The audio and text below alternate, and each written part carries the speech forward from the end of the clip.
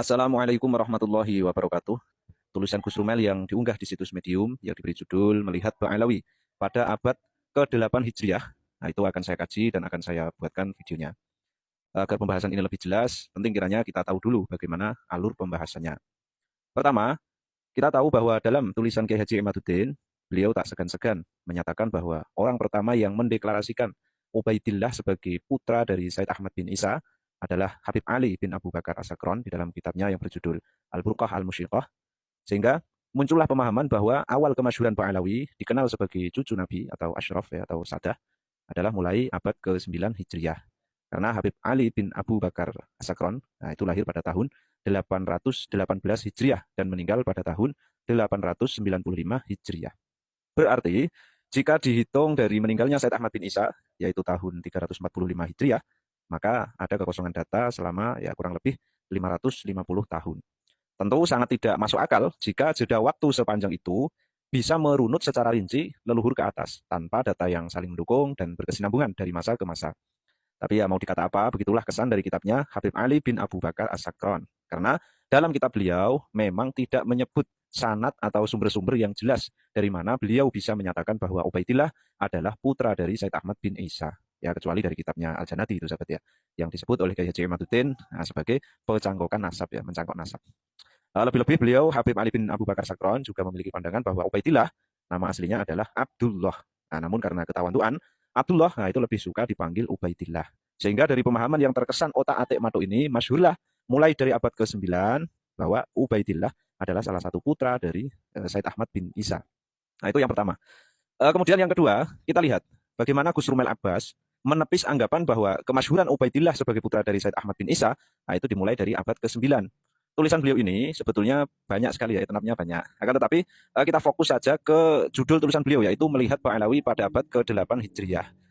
Saya sudah baca ini berulang-ulang dan saya menjumpai sebuah narasi bahwa dalam tulisan ini Gus Rumel, sebagaimana judul tulisannya, memang benar-benar berjuang untuk memangkas kekosongan data selama 550 tahun. Dalam tulisan ini, beliau melihat data di abad ke-8 Hijriah, berarti beliau berusaha memangkas kekosongan data ya menjadi 450 tahun, yang tadinya 550. Ketika saya cermati, sumber utama yang beliau pakai sebetulnya adalah kitab Al-Jauhar Asy-Syafaf. Namun, dalam tulisan ini beliau kemas menjadi sebuah narasi dengan berbagai komparasi-komparasi guna mempertegas bahwa sosok yang bernama Syekh Ibrahim bin Abdurrahman bin Muhammad dan Syekh Umar bin Abdurrahman adalah dua bersaudara yang ditulis oleh Taqiyuddin Al-Makrizi sebagai Alawi, dalam pengertian keturunan Sayyidina Ali, menantu baginda Nabi Muhammad SAW, dan sebagai sosok yang berasal dari Ghorbi Hadramaut, sebelah barat Hadramaut atau tepatnya di Tarim. Koreksi pertama saya terhadap tulisan Gus Rumel, saya mulai dari penyebutan tahun penulisan kitab Al-Jauharus Syafaf, yang dalam tulisan beliau ini jelas sekali beliau menyebut ditulis pada tahun 820 Hijriah. Sebetulnya pernyataan ini perlu diperjelas. Apakah tahun 820 Hijriah itu sang pengarang kitab itu sudah selesai menulis atau baru mulai menulis? Ini beda ya. Meski dalam tulisan Gus Rumel ini hanya menyebut seperti ini, yaitu Kitab Al-Jauharus Syafaf, ditulis pada tahun 820 Hijriah, artinya kala Ali Al-Sakron berumur 2 tahun, tanpa beliau sebutkan pada tahun itu selesai menulis atau baru mulai menulis. Namun saya punya analisa bahwa pada tahun 820 Hijriah itu, Kitab Al-Jauharus Syafaf baru mulai ditulis, atau masih dalam proses penulisan. Atau dalam bahasa sederhananya, pada tahun 820 Hijriah, Kitab Al-Jauharus Syafaf belum selesai penulisannya, ya, belum rampung penulisannya. Kenapa? Karena di dalam kitab Al-Jauharus Syafaf itu masih sempat menyebut beberapa tokoh lengkap dengan tahun wafatnya.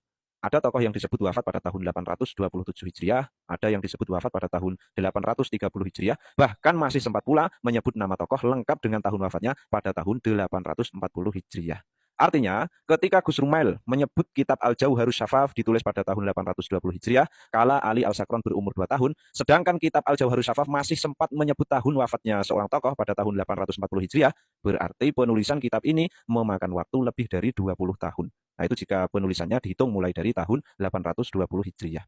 Apakah ini masuk akal? Nah, kalau masih menganggap masuk akal, saya kasih fakta yang mungkin bisa membuat sahabat tercengang.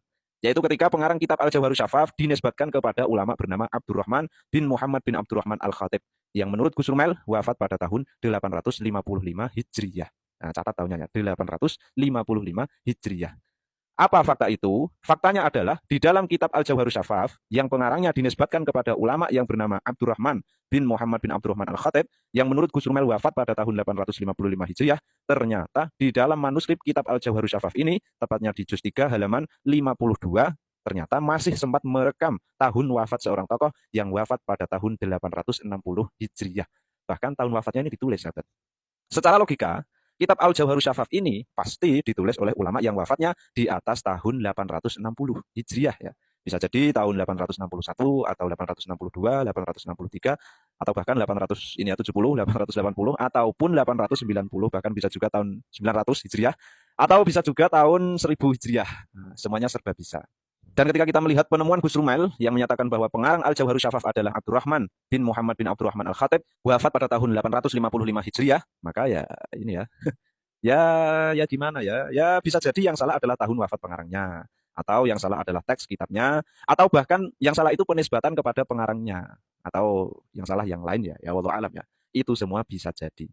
Sekian dulu, ini sedikit spill ya, sedikit spill analisa dari saya. Ini saya belum masuk ke pembahasan mengenai kitabnya Al-Makrizi, karena dari titik awal saja sudah ada kejanggalan yang mestinya perlu diselesaikan untuk memastikan bahwa kitab Al-Jawharus Syafaf adalah benar-benar kitab yang ditulis oleh ulama abad ke-8 Hijriyah. Semoga bisa dimengerti dan semoga bermanfaat. Wallahu a'lam bishawab. Ihdinas siratal mustaqim. Assalamualaikum warahmatullahi wabarakatuh.